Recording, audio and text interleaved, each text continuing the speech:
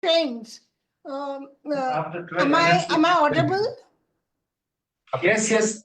Archana, please go ahead. Yeah, okay. So, uh, the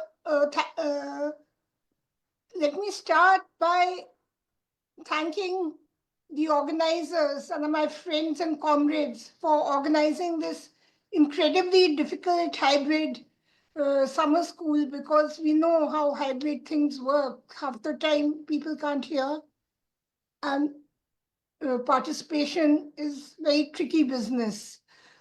But be as that may, I thought what I'll do is I'll start off the panel by posing a few themes and questions around the contemporary global political economy and the geopolitics as we see it today. And as it happens, today is also the day when uh, Donald Trump has made an announcement where he has said that he's going to cut all funds for South Africa and freeze funding for the entire Africa for, say, whatever amount of time.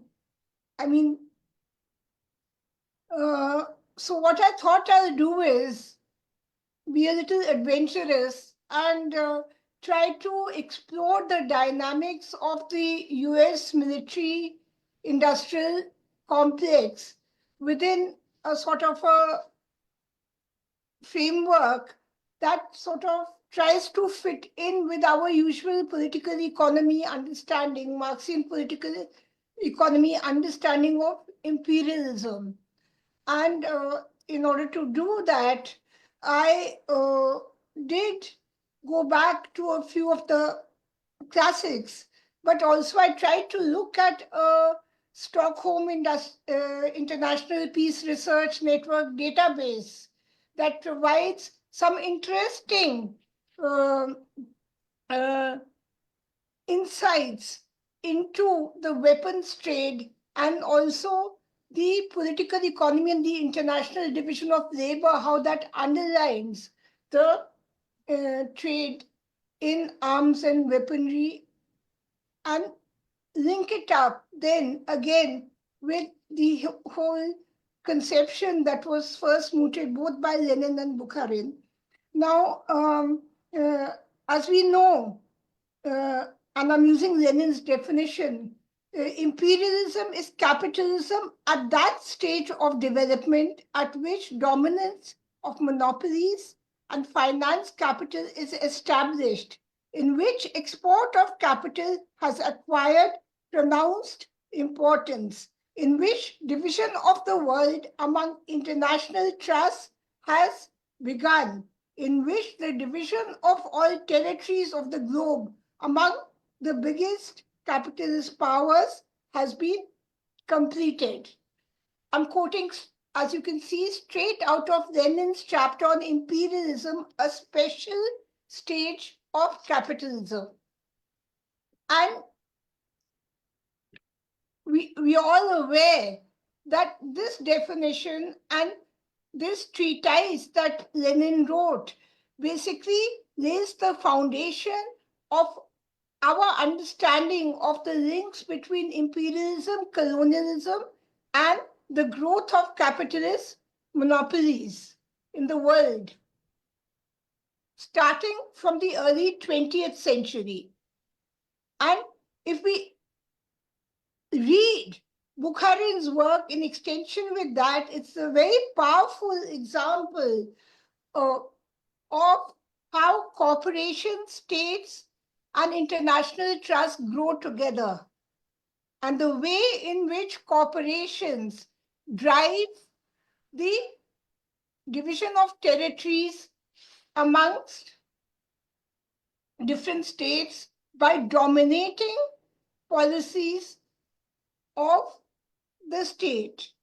In other words, the international division of labor that we see is the coming together of or the marriage between corporations and the state in the age of finance and monopoly capitalism. But what I find very interesting with Bukharin's book, which I reread recently, is that it shows how the crisis of capitalism is resolved through war and expansion. And that, I think, is the key to our understanding on the links between imperialism, colonialism, and genocide in the 21st century. But before I get into that, there's one point that I'd like to make. Taking off from this base, if you look at the history of technology in the United States, and I'm actually using the work of David F. Nobel. David F. Nobel is a historian of science, and I'm using his work, Forces of Production, which was published in 1984. And in this book, it is very interesting how he shows that the development of US military industrial complex drives the research in innovation of technology and industry. And the figures that he quotes is very, very interesting. He says that in 1948, 62% of the research, industrial research in America was driven by the interests of the Air Force and the Army.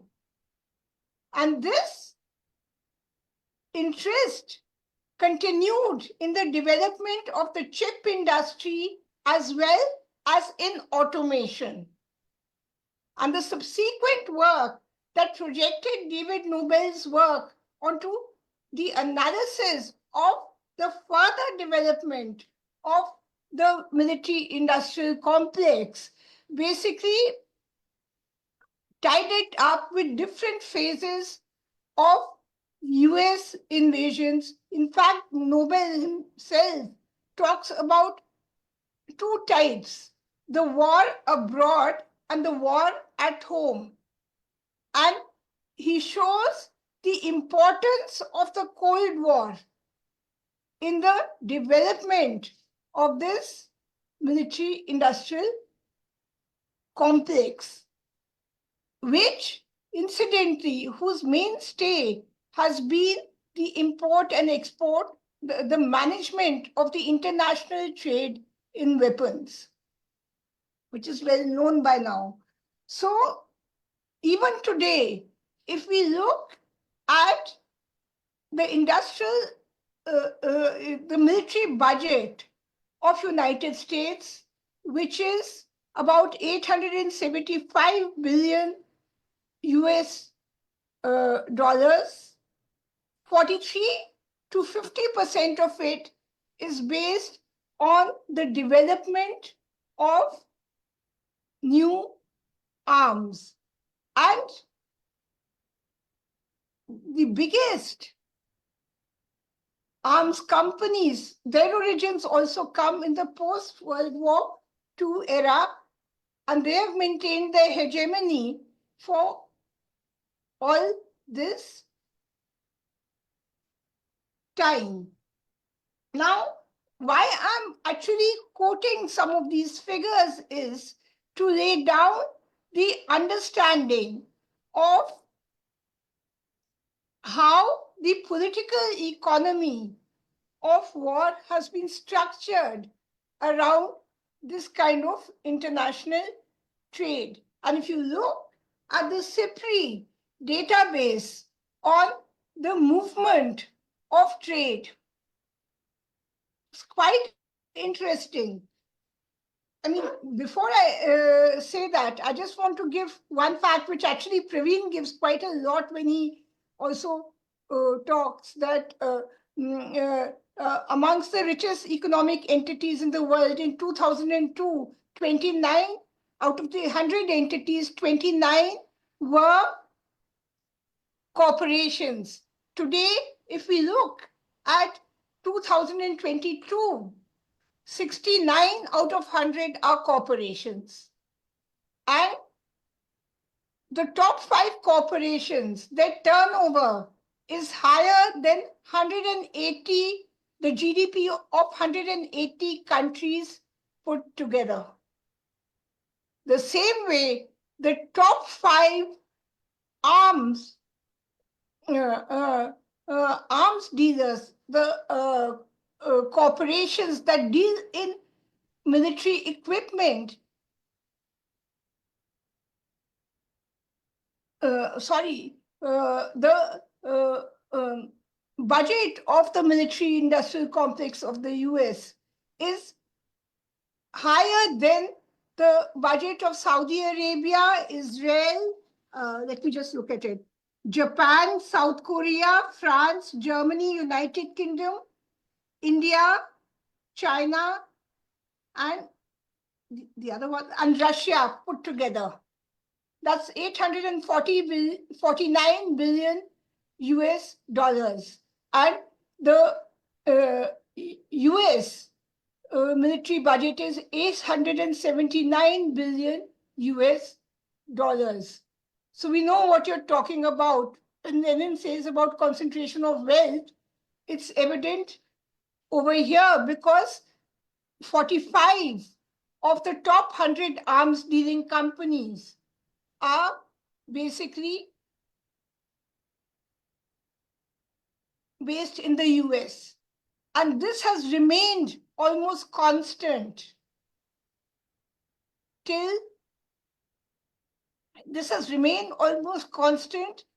in the last 40 to 50 years. If you look at the data, it's remained constant.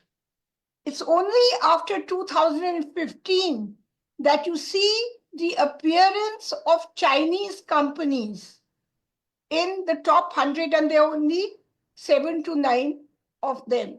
So the entire hegemony of the war machinery, the entire complex that drives the political economy of war through which corporations benefit is loaded towards Europe, Canada, and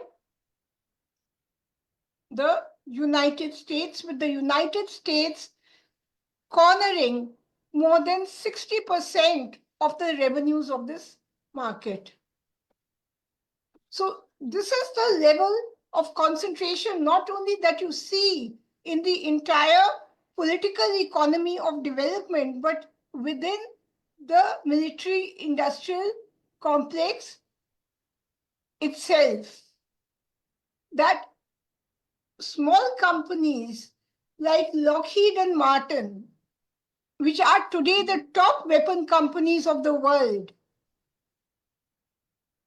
these small companies, which started off as subcontractors for the Air Force in the 1940s, are today the largest arms exporting companies, US-based arms exporting companies, just as 22% of the largest corporations, multinational corporations in service trade and commodity. Yeah. You have 2 minutes left. Well, I'm going to finish in 2 minutes. And commodity trade is are concentrated in the United States and more than 50% in Europe and more than 60%, I would say, in Europe and America together. So I just wanted to give you a window into the war economy that we're talking about. All these wars that have been spawning over the 50s, 60s, 70s, they've led to a trajectory of accumulation in particular regions and given them the muscle power to flex the muscles to save their wealth whenever they come into a crisis. And that's why I started with two of the well-known classics in this sphere of discussion and tried to link it up with the patterns of trade and wealth. I mean, I have some more data, but I have no more time. So I think I should just close now. Thank you very much.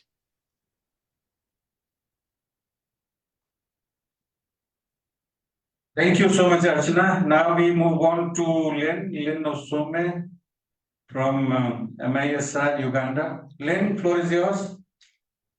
15 minutes in all. After 12 minutes, Steve will indicate that it's time to close. Thanks. I might take less time. Some conversation at the end. Can you hear me? Yes. Yes. Okay, thanks. So my focus is probably narrower than Archana, but first to say that, you know, the fact that imperialist expansion of capitalist profits, you know, whether it's through the capturing of natural resources or capturing of markets, this is a point that is well understood. And we also understand that imperialism is not, it doesn't only extract and exploit resources from the global south, but, you know, it also entrenches a structure of accumulation, a structure that creates and, you know, one that sustains very deep inequalities in order for it to function. And one of those structures, this idea of the ways in which it captures these resources has also to be understood in relation to the appropriation, to the control and the incorporation of the sort of reproductive capacities of the third world. These are among the strategies being applied very aggressively by imperialism today. They're being applied to give life to some. You know, we can certainly see this in the kind of co-periphery articulation of gender and unequal exchange. This, you know, we see it more and more.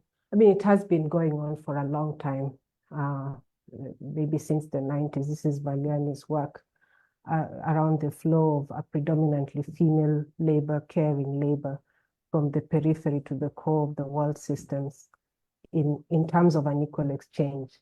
So here, what we see is a particular kind of gendered labor becoming incorporated into the world capitalist system as it enters a new phase.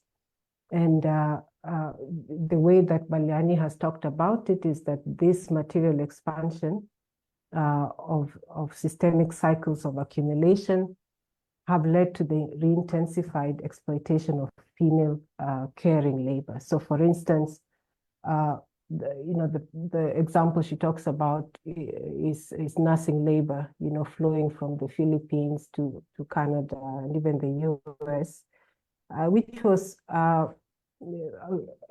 conceived as part of the radical restructuring and reorganization of the financial expansion of accumulation.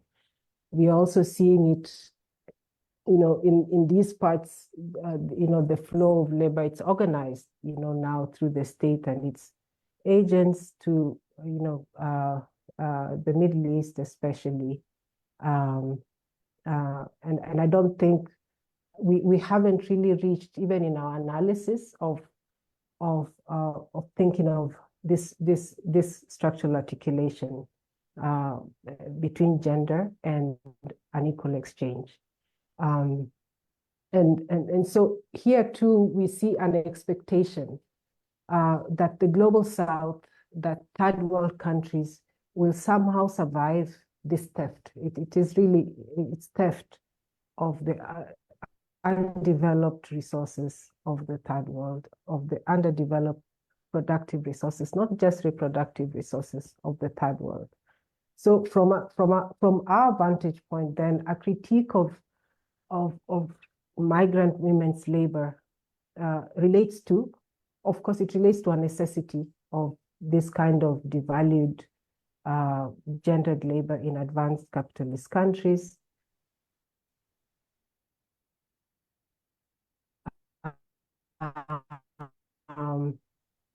and of realization of this labor in the global south.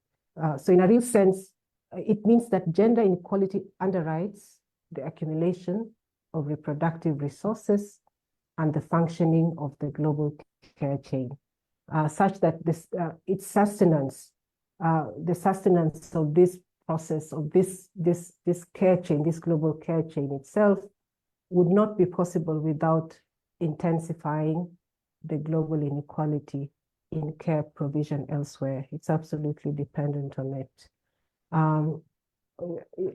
Related to this is it's not just how capital controls labor. I think the other point, and which is absolutely, this labor is fundamental to its stability. This labor, but it does not contribute to the reproduction of this labor.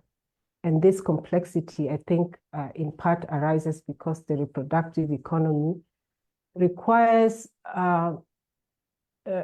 quite high levels of ideological organization. It's not just an economic process. And I think that's why we are in such treacherous times, you know, as Archer from saying we are hearing all this. It's the declarations, but it's also the change in the ideological organization that is being implemented in the US. It has implications, of course, elsewhere, or maybe not, I don't know. And here, you know, so we can consider the role of ethnicity, the role of race, of course, of caste, of patriarchy, and the devaluation of reproductive labor.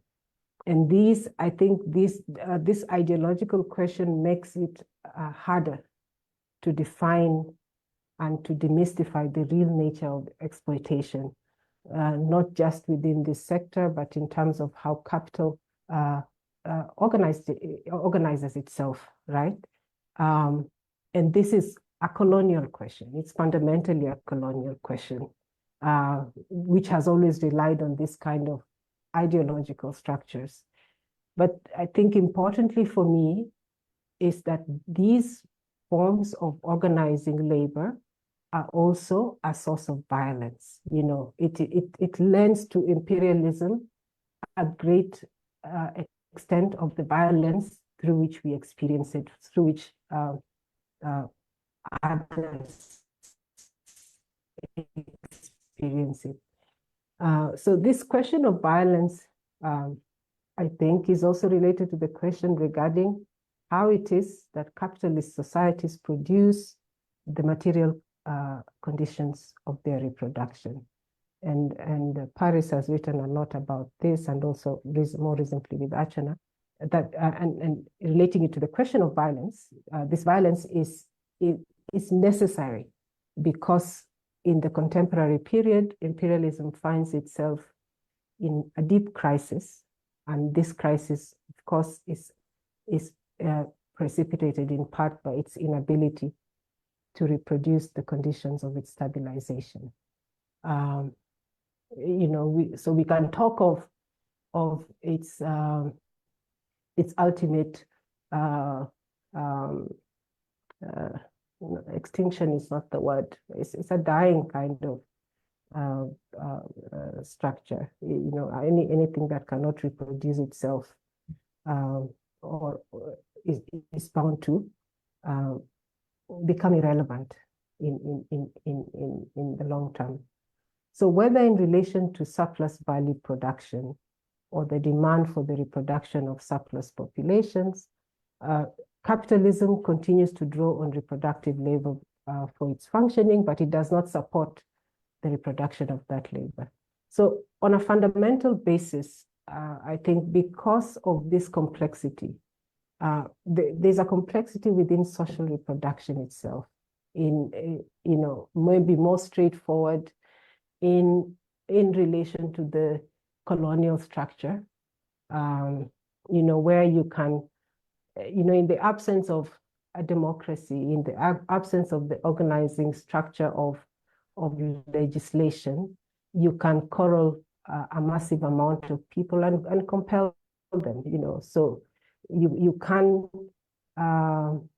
the colonized do not authorize the force and the violence that is used to organize them, but they have to, they are compelled to comply to it through different means.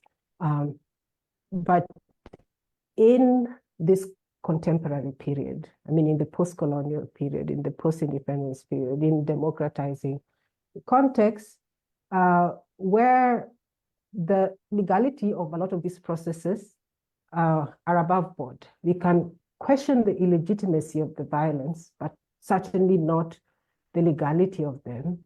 And I think these are some of the ways, or some of the conditions that make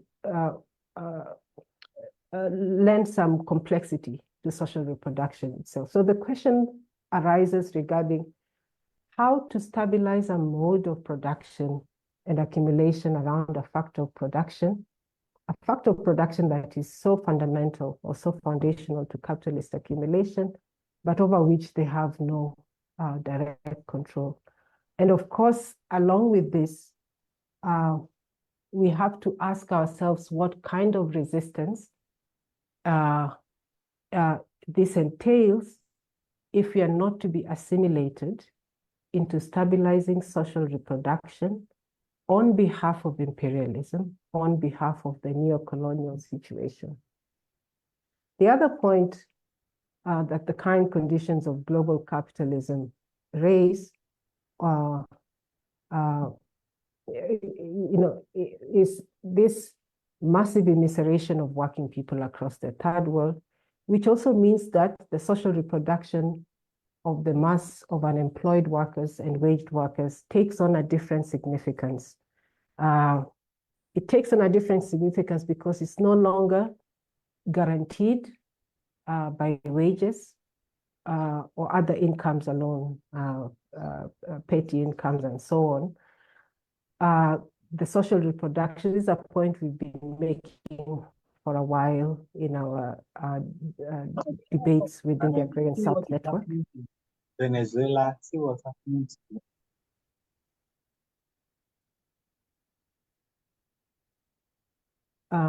Yeah. So that this social reproduction of working people then comes to depend. Yes. Sorry to interrupt. You have 2 minutes left. Yeah, I'm almost done. Comes to depend to a very large extent on a regime of gendered labor, both productive and reproductive, as well as access to resources, the customary lands, the commons, nature, wages, and even state subsidies. So, and we have understood this clearly, the defense of land and nature as also a question of national liberation. A final point that I want to make is with regards to surplus populations. This is also a social force that has preoccupied me a lot of late, that I think, contemporary imperialism is undergoing structural changes that are producing massive amounts of people, surplus people, to which it's not able to respond. And again, ASN and Paris have talked about these structural changes, where monopoly capitalism is unable to resolve its crisis other than by this massive expansion of labor reserves. And the possibility, of course, of the industrial absorption of this labor is much lower. And to me, the question that these surplus population raise is fundamentally a political one. There is a growing mass of people, or that you think about it as a reserve army, or as Prabhat and Utsa Patnaik think of them as just a massive labor reserve. They are no longer even an army, whose relevance to capitalist accumulation is now is much diminished. It's extremely, they are in a sense irrelevant to capital. But they do not lose their salience as political subjects of the state, maybe, but especially to our question, when we're thinking of third world liberation, there's no way that this population can lose its relevance.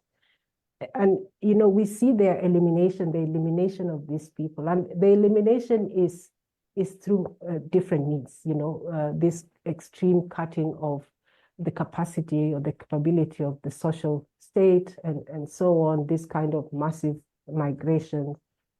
And the elimination goes without remarking in much of the mainstream discourse because of how expendable this population is. But this is not our common position. It cannot be our common position. There is a straight line between an imperialist structure that cannot reproduce the conditions of its reproduction and the genocidal logic of elimination. I know Marx might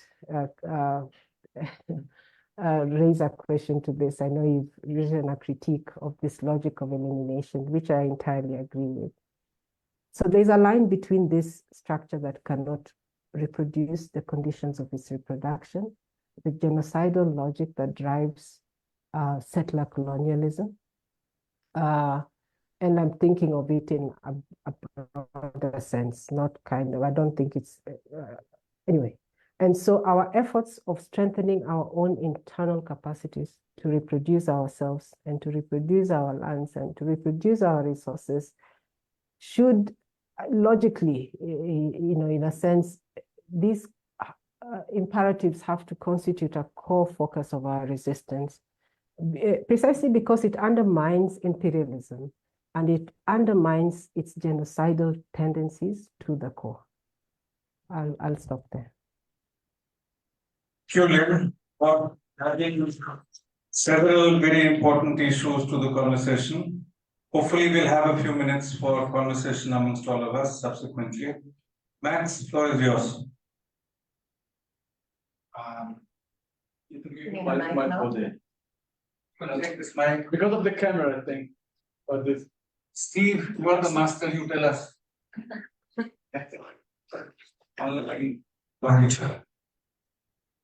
Great, thank you. Thank you to the previous two presenters. I'm going to organize my remarks today around two axes: how to understand colonialism and genocide in the Arab-Iranian region in the current period, and how to understand and orient to the strengths and weaknesses in the potential and actual forces of both.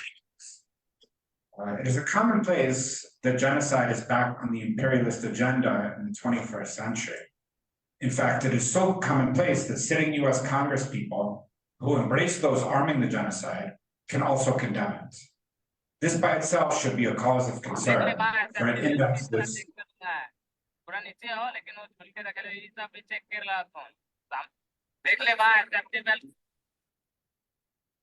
Unmute everyone. I should mute everyone. This itself is a cause of concern, for it indexes depoliticization of our concepts. My remarks concentrate on the Arab-Iranian region, and I start with some basic facts. In Palestine, the US and Israel killed or injured, at the lowest possible documented counts, 180,000 people, 8.5% of the population in 15 months. In Syria, the combination of civil and regime change war, which the US militarized, over 500,000 people died since 2011. Injury estimates are difficult to find. In Yemen, there are estimates of over 1 million excess deaths post-2012, again at US hands. The synthesis presents us with a US policy of population reduction through war and de-development, applied systematically in the Arab region since 1991. Indeed, conflict researchers establish that the region is the most war-racked of all global subregions on a per capita basis. It also has the highest number of forces subject to US sanctions and terrorists from the many Palestinian armed groups, Hezbollah, Ansar Allah, the IGRC in Iran, Caesar sanctions in Syria, and expanded sanctions all over Iran. The result is not just loss of life, but loss of infrastructure, industrial capacity, dislocation of skilled labor to Europe and to the United States. Now, why? First, we have to discard all explanations linked to the words terrorism or authoritarianism, which explain nothing. In fact, from the 1960s, the US and its clients have been engaged in a war, sometimes hot, sometimes cold, against Arab republicanism, originally incarnated in anti-systemic state structures like Egypt and Syria in the 1950s and 1960s, and Yemen in the 1960s. Indeed, those republicans and movements and states posed direct threats, including armed threats, to the stability of the Gulf kingdoms and Israel in the 1960s.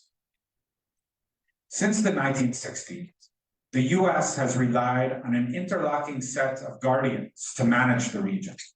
Guardians which are not merely about political regulation, but are also about accumulation. Going back to the 1950s, the Arab Gulf states, and Saudi Arabia especially, have been key jewels in the continually expanding crown of US power. Initially, this concerned direct US monopoly control over the production and marketing of oil through vertically integrated conglomerates. By the 1970s, through the period of so-called nationalization, this morphed into the sale of oil in dollars, petrodollar recycling through investments in US treasuries and US stocks, and arms purchases as the US pivoted to the region in the face of its defeat by revolutionary Vietnam. Iran through 1979 and Saudi were major markets, arguably securing the profit margins for the entire US Pentagon complex through well-known mechanisms where export markets become a source of pure profit as domestic sales are more oriented to recouping costs. And of course, to this day, half of the KSA, the Kingdom of Saudi Arabia's foreign reserves, are held in the US. Israel, likewise, contrary to much myth, became an escalating source of profit even from the 1950s for US and European capital, when it was returning large returns on their investments. By the 1970s, Israeli and US capital merged through the Israeli state-private military-industrial complex, which in the late 1990s became central to worldwide surveillance and high technology. These partnerships are, of course, not merely economic. They also extend to broader and indeed worldwide geopolitical engineering. The Gulf has become a black site for a bestiary of US counterinsurgency operations, from sowing pro-systemic sectarian forms of political Islam in Muslim-majority countries like Pakistan, doing the same in Muslim diasporas across the United States and Europe, as part of a US-aligned agenda of accelerating reactionary and sectarian forms of Sunni Islam against an ascendant Marxism and developmental and Unitarian Arab nationalism, about which we'll hear more from Haitham, in the diaspora and the Arab world alike. It was also a key weapon against radicalism in the Republican student movements in the 1970s. Post-1979, this further developed into sowing sectarianism in order to countervail the possibility of Shia liberation theology providing a discourse of mobilization. These black box operations also extended elsewhere, indeed, to the subcontracting of portions of the US dirty wars in Syria and Libya, and presenting plausible deniability for the United States war on Yemen, which is in 99% of commentary presented as a Saudi war, which the US merely backs. This is a fairy tale that has no relationship to reality. Israel has had a specific role in the region and globally. From the 1960s, directly dousing revolutionary sparks amongst the Palestinians, working to defend colonialism and formerly French Algeria, and in the 70s, 80s, and into the present, supporting regionally, nationally, internationally, the forces of reaction, most notoriously the fascist forces in Latin America. In the current period, there is a hypothesis that this warfare, in particular the Israeli warfare against the Palestinians, is somehow excessive from the perspective of US capital. This perspective is applied to the Israeli genocide of Palestinians, and brackets actually suppresses the US role in the destruction of Syria and Libya, suggesting that those wars are the fruit of internal acts of anti-democratic repression. Yemen, of course, is simply ignored through the artifice I've already discussed. A more plausible analysis is that the maintenance of dollar pricing of oil, recycling of petrodollars into US treasuries, the systemic Gulf role in regional, financial, economic, and political engineering in Israel as a fully mature mini-pole of accumulation must be preserved for and by monopoly capital. Outside these islands of capitalist stability, that is, places where there are reservoirs of raw resources that are used for monopoly capital, or where there's intensive investment, the US and its allies have now moved to a stage not of the super exploitation, but rather the profitable immolation of labor reservoirs. People are not useful for exploitation. They are useful, as Dr. Ali Qadri argues, for being killed. War fuels the US military industry and has the knock-on effect of destroying the ideological capacity of people in these centers to organize themselves along non-sectarian and potentially universal grounds of belonging, including along class lines. Hence the ongoing US war against Arab republicanism. Of course, these wars have a target. The wars do not merely target populations, the wars also target states. And there's also an ideological war against the idea of a state in the Arab-Iranian region. As the states collapse or are replaced by parastatal NGO structures, and here we should consider that the US and the EU fund the entire civil societies of Tunisia and Lebanon, and the US, through SAMS, a US regime subsidiary, funded the entire medical sector of NATO-controlled Idlib through 2024. Again, this is the fruit of the defeat of Republican ideologies, as in Lebanon during the Civil War, or the destruction of non-sectarian states, as in Iraq. As a consequence, in Syria, for example, there are currently sectarian massacres by the Zionist NATO proxies, which are now painted as reprisals against regime elements. Of course, in the process, painting these so-called regimes as pure forces of repression rather than having other social roles. Reconstruction has occurred post-war in ways which prevent functional modern states. In Lebanon, sectarianism is de jure institutionalized. It's de facto institutionalized in Iraq. The results in the region, outside of the core centers of accumulation and stability, are a dangerous melange of sectarianism, warfare, neoliberalism, and vesting sovereignty in the US. For example, oil proceeds in Iraq are still routed through the Treasury Bank in New York, and the denial of heavy military installations where possible to forces outside the US security umbrella, hence the entire raising of the Syrian and military industrial complex after the so-called opposition victory in 2024.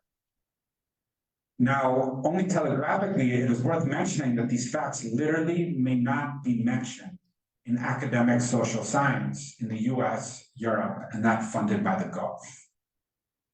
Selectively, illustratively, I point out that the Syrian Republic, which is not to deny its manifold internal contradictions, was actually painted as opposed to a non-sectarian force, as a sectarian force by contemporary Middle East studies. The US role in leading these wars cannot be discussed rationally within Western and increasingly non-Western social science.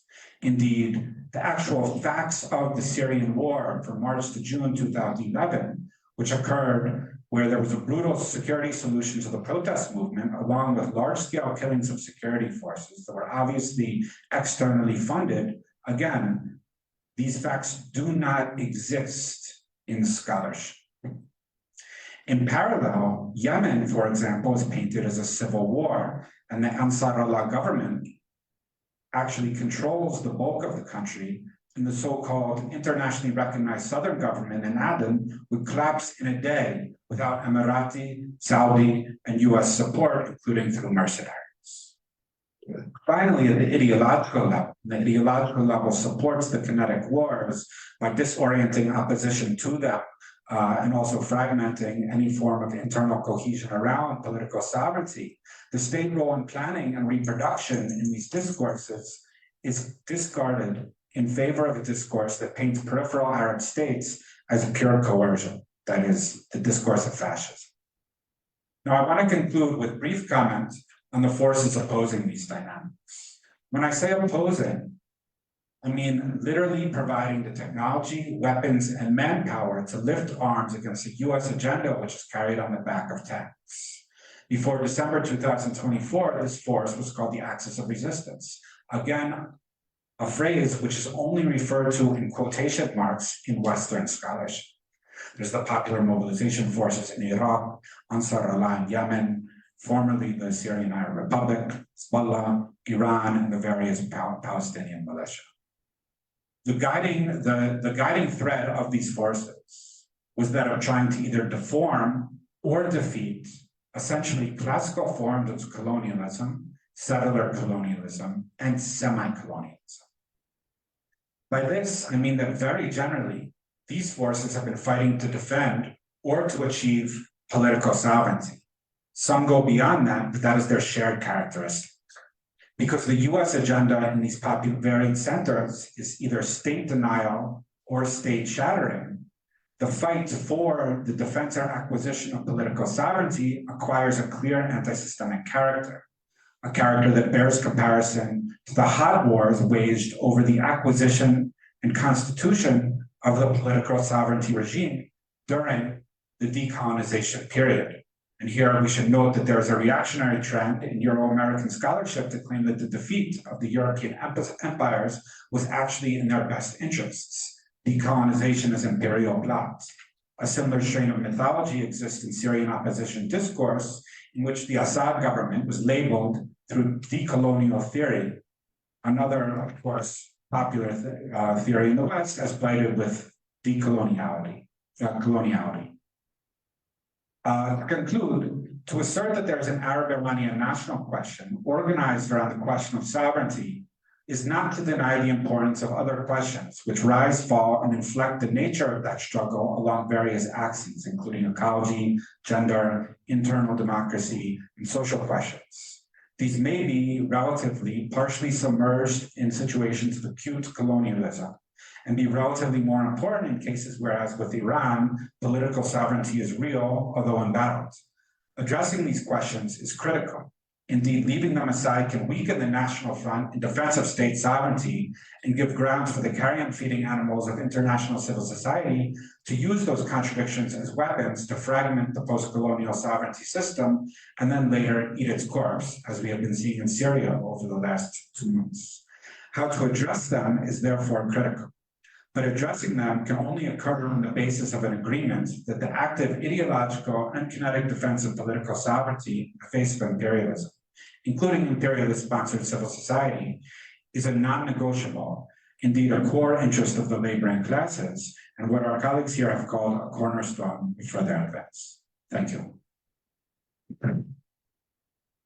Thanks for bringing a very sharp focus on the Arab-Iranian region and looking at many of very powerful challenges at the current juncture, especially 21st century in this region. But what Max said has indeed very powerful implications for understanding the global system per se. So now we move on to Paris. He's on my left. I don't know how far he's left of me, but yeah. Okay. Thank you. Thank you. I will turn my attention to neocolonialism. I think there is still much to be said about what this is and how it works. And it remains very important for us to get a grasp, continue to get a grasp on it, because it is a phenomenon that also moves. So I will turn to this and say a few things that I think are important.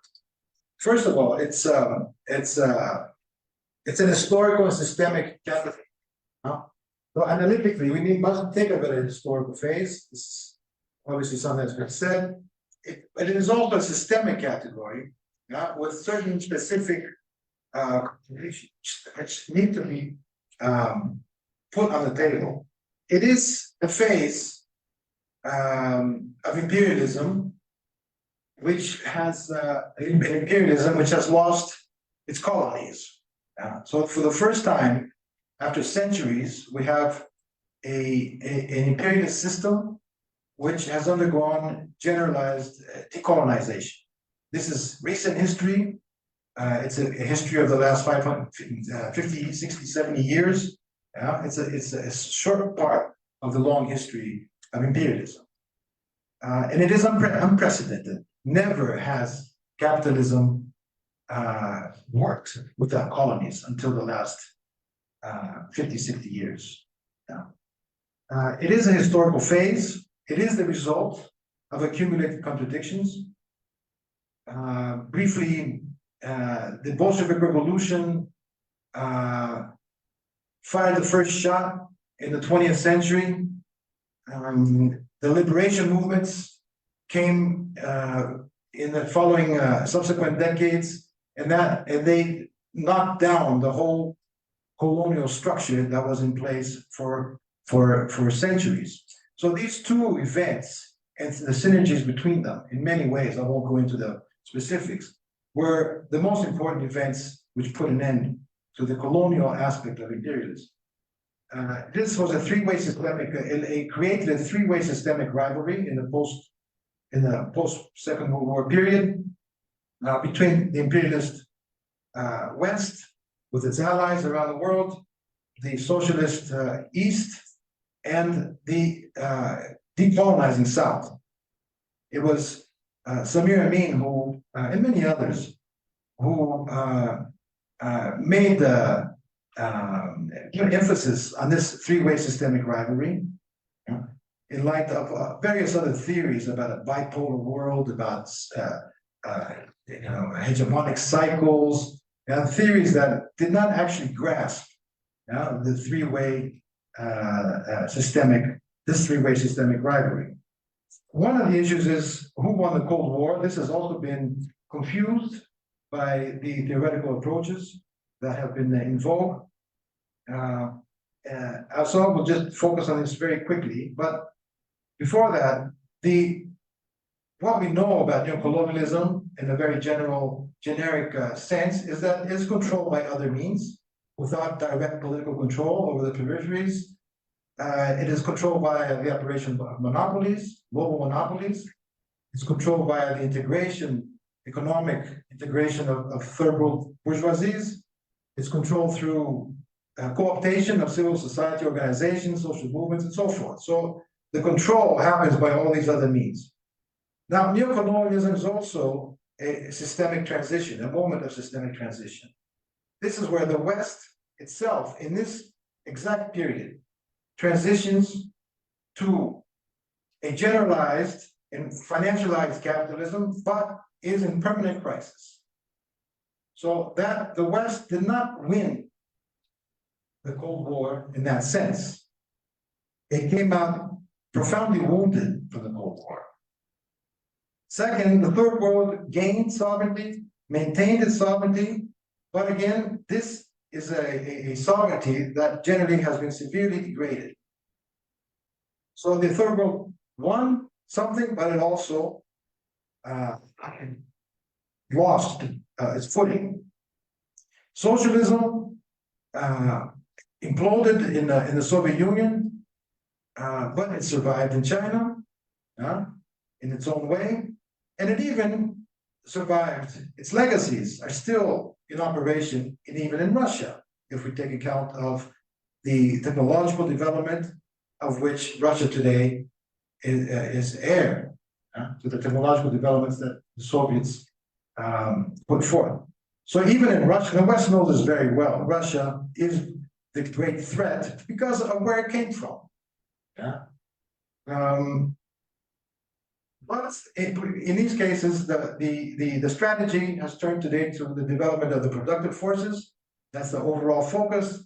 This creates, again, unprecedented room for maneuver, a new in a new development dynamic, but it also perpetuates inherited contradictions within our countries. And these are the contradictions that are playing out as well. Neocolonialism is also a sovereignty standard, which is policed by imperialism. It is disputed by radicalizing forces, but it also, as Max pointed out, and others, but it is also organically linked to the remaining colonial situations, such as Palestine, and also the new semi-colonial situations. I will just refer to that a bit later. So one of the questions is, which way is in this late period of neocolonialism, which way is it moving?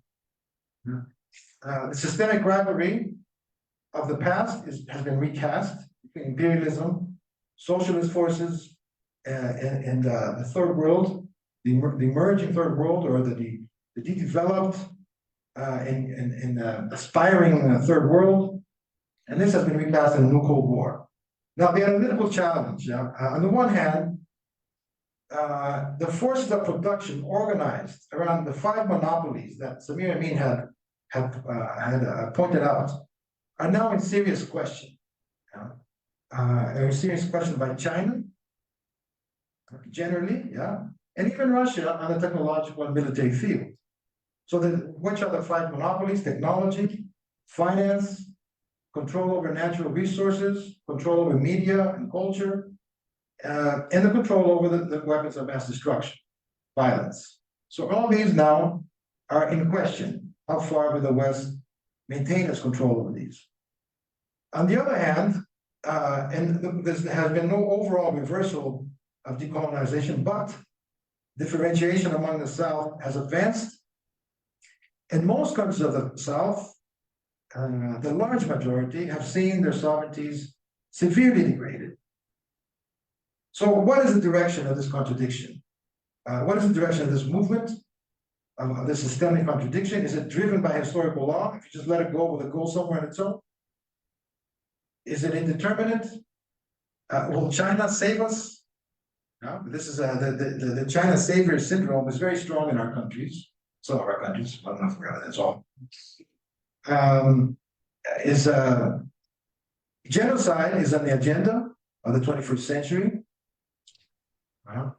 And the big question is what the popular forces will do. At the end of the day, as Marx himself had pointed out, it's the 6th great power, the popular forces, the proletariat, that will determine the direction of this late phase of neocolonialism. Just a few elements to consider, just 3 elements, and I'll close. First, elements which are adverse in this fight. The first is the growth of labor reserves. This is also unprecedented.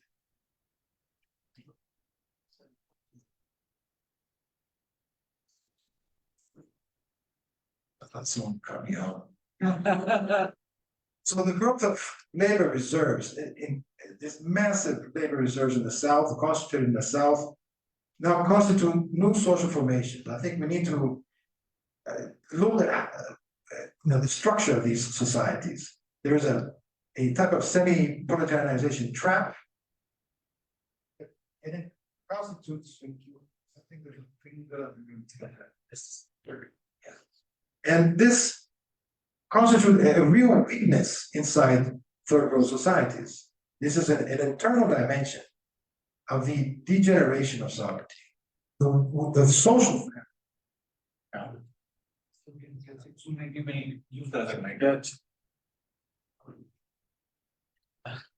This is not being counted into time.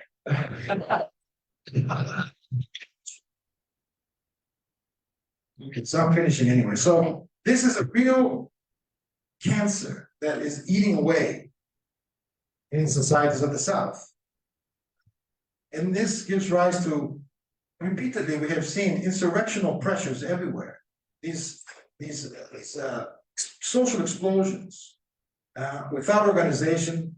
They might have legitimate demands here and there, but they have no clear ideology and no clear enemy. Before, 70 years ago, 60 years ago, the enemy was the colonizer. Today, these explosions cannot articulate a clear enemy. Another aspect, there are three. This is the second one, is the regression into a modern form of semi-colonialism. While imperialism was forced to adjust to a new sovereignty regime, it has also sown the seeds of regression into a more generalized, amplified semi-colonial situation. This is where destabilization, military occupation, fragmentation of states has occurred in large swathes of the regions, leading to loss of territorial integrity and permanent insecurity. The use of proxy forces like Ukraine, Rwanda here in the region, have all been mobilized in this modern version. And these, they're all dispensable at the end of the day. They are made to believe that they have an important role to play, but they're the ones that sooner or later will be abandoned. The third is fascism within the South, a phenomenon which has also found its footing. Fundamentalisms of all religions have cropped up. They've always been there in some form, but now they have emerged in a stronger way. They've mobilized religions, they mobilize reactionary cultural values, they mobilize colonial legacies. And in every case, the characteristics of these fascisms should not be compared to European fascisms. The reference should be the type of colonial rule that they had experienced. It's true, this type of analysis really better understand these new fascisms. And they are all in alliance with imperialism. Some pretend they're not, but they all are. This, to finish, this puts on this kind of rounds off in a general way the picture of the 21st century and the genocide that is on the table. The massive labor reserves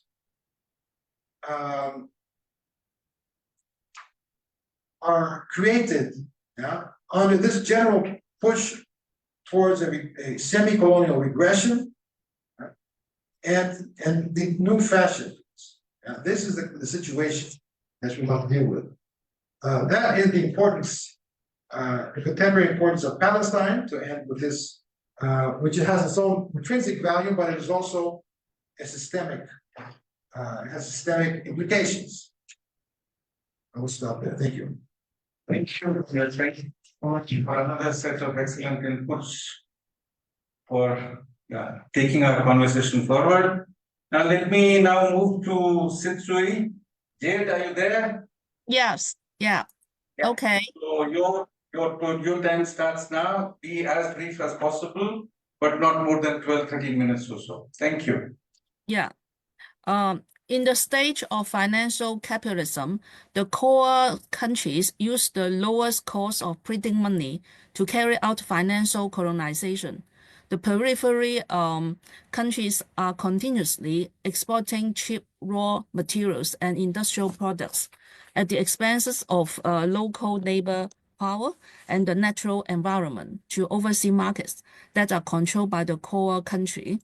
The awakening of this global South lies in refusing this financial exploitation by adopting the dollarization as the first and utmost currency policy and defending a productive real economy for the benefit of the local majority.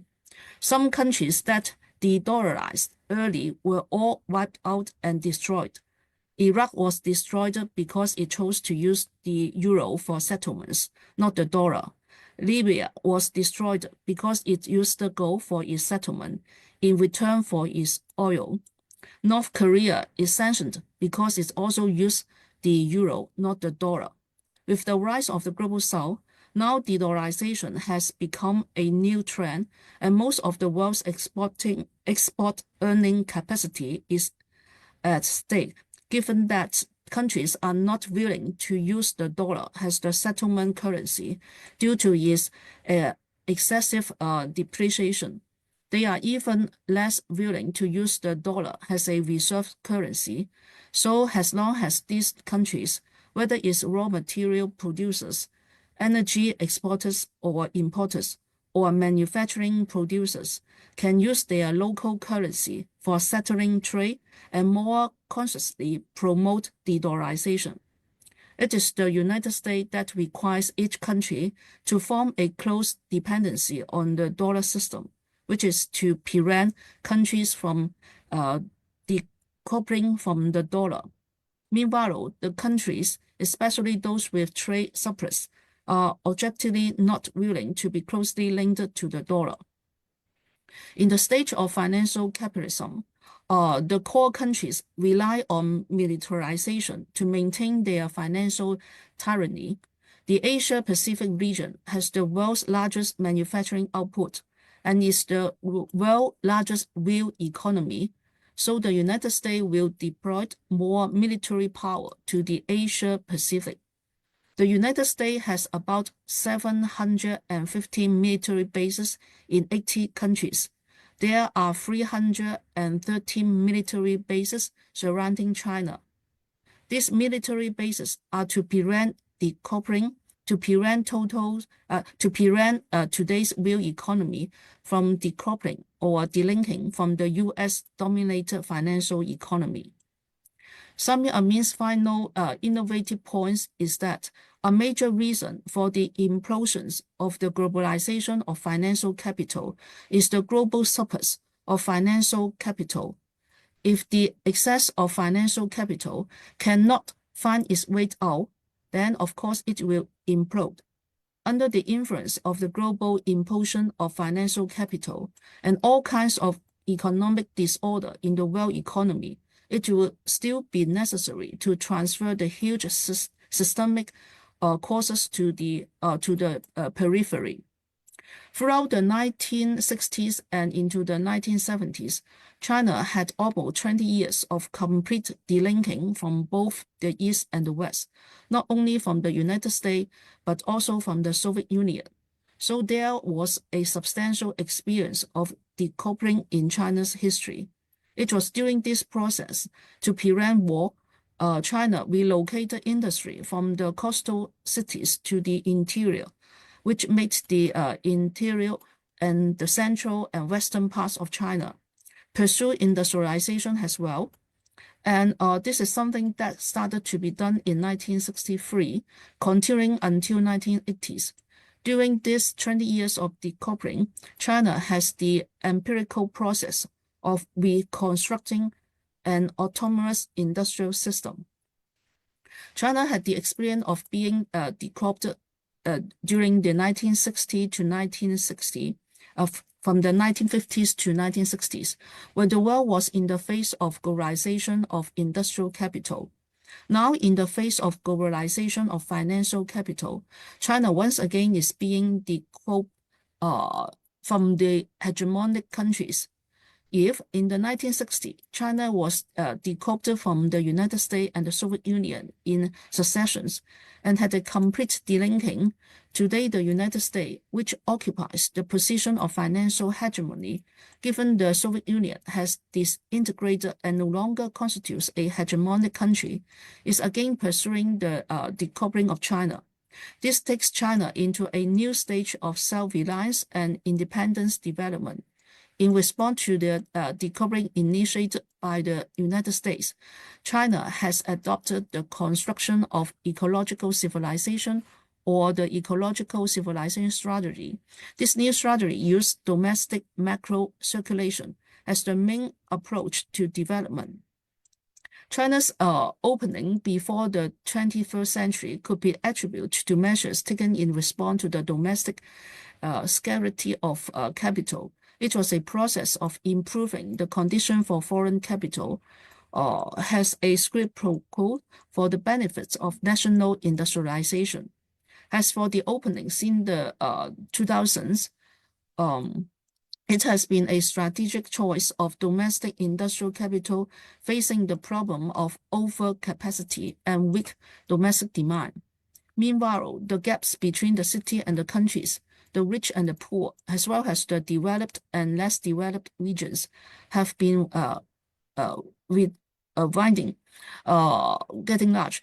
Domestic excess industrial capacity sees new opportunities in the international market, while international capital under pressure from the financial bubble is chasing cheap assets in China. China is making major strategic adjustment.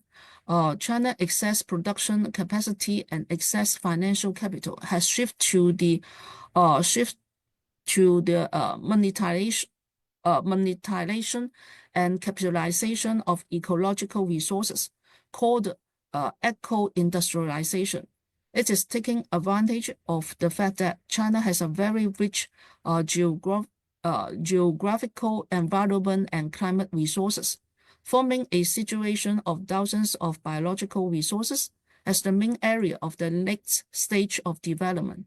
In this case, even if it is decoupled from the dollar system, China's monetary system can still be used to monetize domestic resources.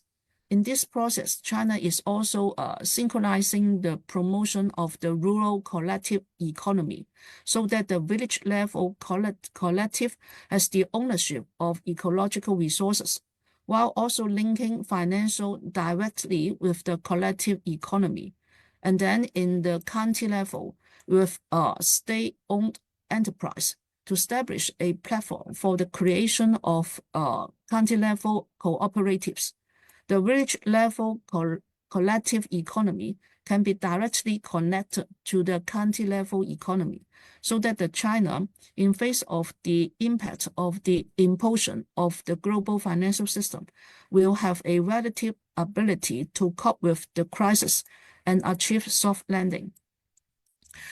China industrialization involved the internal extraction of surplus from the agricultural sector to support capital accumulation.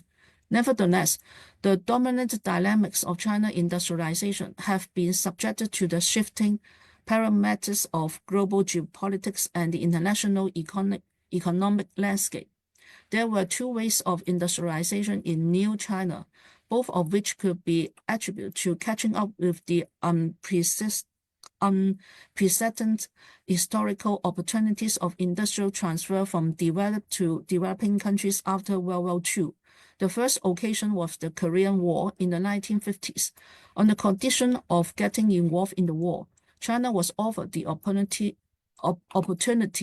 to transfer military heavy industry from the Soviet Union. At the end of the 1950s, the Soviet Union withdrew aid and investment from China. During the subsequent crisis, which lasted from the late 1950s to the early 1960s, China eventually achieved delinking. Unlike many developing countries under similar circumstances, it undertook primitive accumulation for industrialization while paying back its foreign debts to the Soviet Union, thus breaking its economic and political dependency on the latter. The second wave of industrialization took place after the 1970s, when China restored a rapprochement with Japan and the West. To an extent, China has taken advantage of its rising geopolitical importance in the Asia-Pacific region when the United States and Soviet Union fought for supremacy there. China would therefore address its economic structure, shifting from a lopsided military heavy industry to consumer goods production before the reform. In the 21st century, only one dominating superpower could make the ever-expansion of debts, working with the expansion money supply. By doing so, debts can be used to pay for state expenditure, including military spending. Furthermore, debts could be transformed into assets to attract foreign investors. What we see becomes a mechanism of racing to the bottom in the global expansion of virtualized credit. In the United States, the Federal Reserve System is composed of the private banking sector, determining money supplies and financial policy. In contrast, in China, the central government's power and capacity constitute the basic currency sovereignty, and monetary policy is mostly carried out through state-owned banks. Since the early 20th century in China, economic crisis endemic to industrial civilization have tended to break out in the urban sector. Its impact on the city and hence on industrialization and social progress in general depended on to what extent the cause of the crisis could be transferred to the rural sector and peasant. Unlike the United States, China could not transfer institutional costs and the price of crisis abroad. In terms of social stabilization at large, rural China has played an important role in absorbing the shocks of economic crisis created by urban industrial capital in the last 76 years. China decropped once in the face of globalization industrial capital. Now, in the face of globalization of financial capital, China has confronted a second decropping. It has been 7 years since 2018.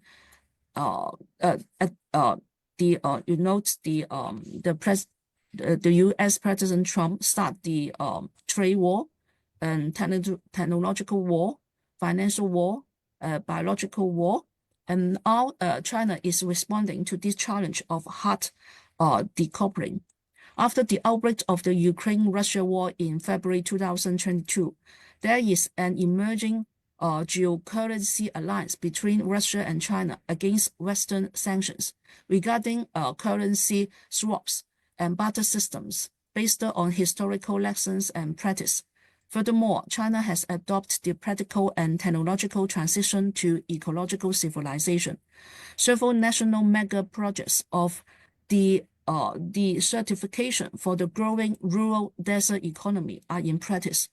At the grassroots level, the village community maintain collective land ownership, but also strengthen the collective economy, carrying out the policy of rural revitalization. And yeah, the last remarks are financial improvement is imploding due to the continuous expansion of financial capital. To negotiate with the unfolding implosion of financial imperialism, China has explored and adopted alternative strategies of delinking, such as multipolarization of international order, bilateral currency swaps, and barter systems. National the certification of for ecological transition, revival of rural economy, and strengthening collective governance to achieve a soft landing. So I present China experience, and I hope we can learn with each other to against the financial imperialism today. Thank you very much. Thank you for a very credible Chinese perspective to understand the global system. Yeah. Okay, so we are already 10 minutes behind schedule. So we'll steal a few minutes from the tea break and maybe 5 minutes from the next session. Yeah. Just a couple of points before we sort of open it to your comments. Very brief, very sharp kind of comments. For our panelists, we have heard 5 excellent presentations with a lot of food for thought. But I just wanted to flag 2 things which actually, in a sense, goes beyond sort of things which were presented here. The first is this whole idea of imperialism, colonialism, sort of as a construct, logical construct, and so on. Essentially, we have, let's say, multiple ways of understanding it, and at the 2 poles. Yeah. One, you have what Archana was emphasizing in terms of Lenin, Bukharin kind of specificity within capitalism and so on. Right? But then there's a lot of debate around that, and you have multiple shades, etc. The second is what, in a sense, is implicit in the Patnaik's very, very important work, Imperialism, Theory, History, etc., 2021. Where, in fact, in a sense, specificity is something which is not quite sort of taken seriously. Yeah, it sort of is a generalized kind of system of imperialism. That's why when they're talking of 500 years of the system, and the title of the book is Imperialism, right? And then you're looking at, so in a sense, there is a very strong kind of organic connect with primitive accumulation being a permanent feature of the system, global capitalist system, a permanent feature, right? The next point is, this genocide. Genocide is nothing new. Genocide, again, connects very powerfully in an organic manner with this primitive accumulation as a permanent feature, and is a permanent feature of capitalism. There's no state which is bereft of genocide, economic genocide, genocide of populations, and so on and so forth, in every which way that you can think of. Yeah. So this is something that we need to sort of get into in terms of conceptualizing the system, number one, at the highest level of generality. Number two, coming to specific phases. Of course, each phase and each place of capitalism is different, right? I mean, there are certain commonalities, but you can get into, at lower levels of generality, lots of differences, etc., etc. However, one of the things which is indeed one of the most powerful features is this fact of genocide. So genocide is something which remains a very, very powerful feature, and as almost all our panelists said, that and in particular, I mean, Max was pointing to that in a pretty explicit fashion, that this genocide is completely denied in the northern Western scholarship. Yeah, Paris was echoing similar sentiments, and in any case, the other three who we know on the panel would again very strongly endorse it. And this sort of denial of genocide is something which is one of the most powerful and mysterious things in terms of any academic work anywhere that you see based, located, in the global north. And then sort of we should keep kind of denying something which is so powerful. Of course, there's a very strong sting. There's that stench of, denialism, which is breaking sort of every boundary and stratosphere and so on and so forth.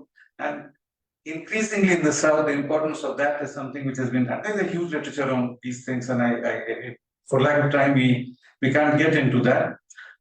So I thought that just to broaden our conversation, not to discuss these today, but what our colleagues have presented.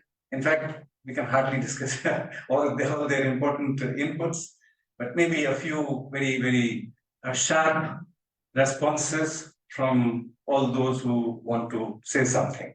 But keep it as limited as possible. Yes, the floor is yours. Here or online?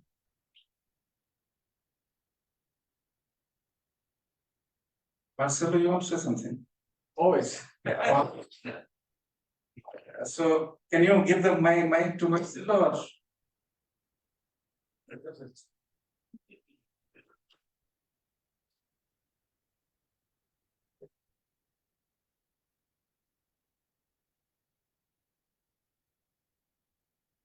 Colleagues, for the wonderful presentations, and I think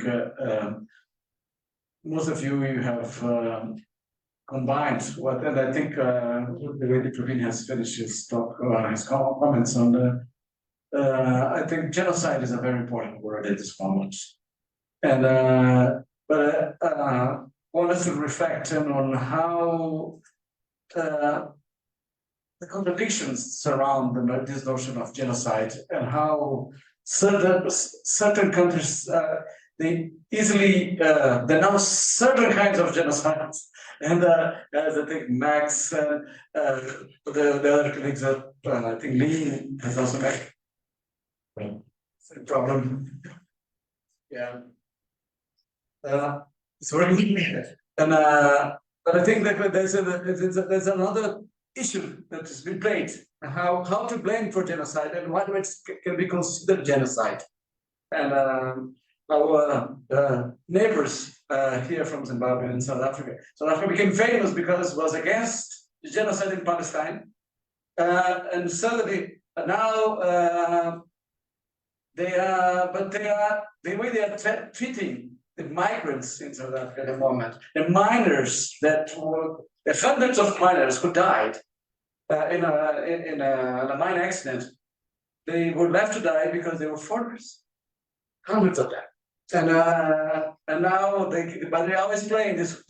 Our genocide is not as worse as yours, and then we should go further and debate these things because it relates on how impure you can be relating to others and these things. Thanks, Marcelo.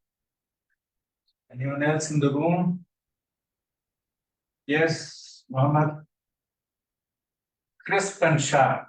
Yes, I have quickly just two questions. One is to Max, because you referred a lot to Syria, where I had spent most of my time and got socialized. I would like to ask you if you think adding a class analysis or an analysis of class division and power dynamics within the Syrian society, for example, would contribute to this lens that you have analyzed the region from, which to my understanding it focuses a lot on the US, and the role of the US neglects the role of local capitalists and local bourgeoisie in shaping the trajectory of the situation. The second question is to Sid online and would like to ask what would be, in her opinion, the way to not necessarily imitate, but to regenerate the Chinese model in other places also. Thank you. Okay, good. Anyone else? Last chance. 30 seconds. Can we ask questions? Yes, Marina, very quickly. Okay, I didn't know we could ask questions. So I have a question actually to everyone who presented. Because I thought the last presentation was very interesting. We are also trying to study this concept of delinking, and we always go back to the case of China. So I would like to know what the other presenters think about delinking in China. Thank you. All right, anyone online? Hopefully not.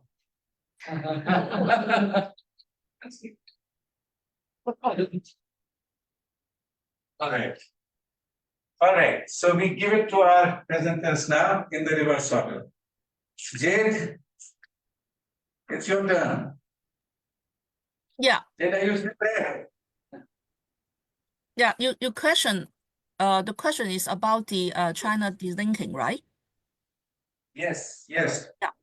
And I would like to a quote from our senior. His name is Liang Shuming. He was a Buddhist and Confucius, and he was also the leader of rural reconstruction movement in the early 20th century. He said he said in 1941, when we are facing the imperialist Japanese invasion, he said, we don't dwell on how we can defeat an enemy, but we think seriously how we can strengthen our resilience to resist. It means we don't let an enemy defeat us easily, and we can recover shortly after they defeat us. It is the principle of resilience, how we can easily be defeated and even recover as soon as we are defeated. That depends on the resilience of people's organization. The final victory relies on all villages across the whole country. The rural reconstruction movement can bring the effects of coordination and unification for the above. Meanwhile, it can enable the power of people's organization from below. Isn't it the best preparation before the outbreak of the Great War? This is our devotion to fight against imperialism. How could you set say that it is a wrong strategy. And that means China's delinking relies on what Armin also emphasized, the people's agenda for the majority benefit, and it emphasized the people's organizing. That means no matter the Lang Xiongming or Mao Zedong, they all involve or devote to the people's organizing. People's particularly means the peasants. So I mean this is the base of delinking. That means one, you have the wish to visit the international order. That means led by the triad, United States, Europe, and Japan. According to analysis of framework. And on the other hand, you have to strengthen the people's organization. So in China context, once we have to defend the land revolution the legacy, and not only because of the collective ownership of land resources, but because people believe in the power of community, believes in the collectivity. So I think that is the base. Thank you very much. Steve? Okay, yes. I will not try to add on to this. I think Jay has spoken very clearly on this, and I also recommend the paper they wrote on this topic, which will appear in the next issue of our journal. So the Chinese experience is condensed in one paper and specifically the issue. Okay. Thank you. Max? Yes. Bye for Max.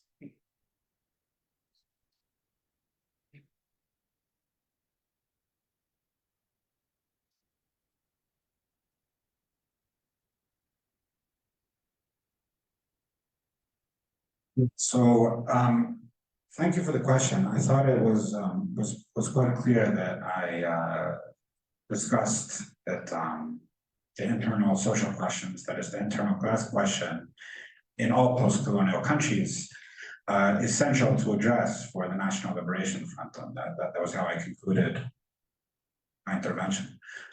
So the question was a bit confusing. But with that said, of course, it's very well known that there was an escalating rupture of the historical Syrian Ba'ath pact with the peasantry that was at its peak in the late 1960s and gradually descended in the 1970s, 1980s, 1990s, 2000s, and so forth.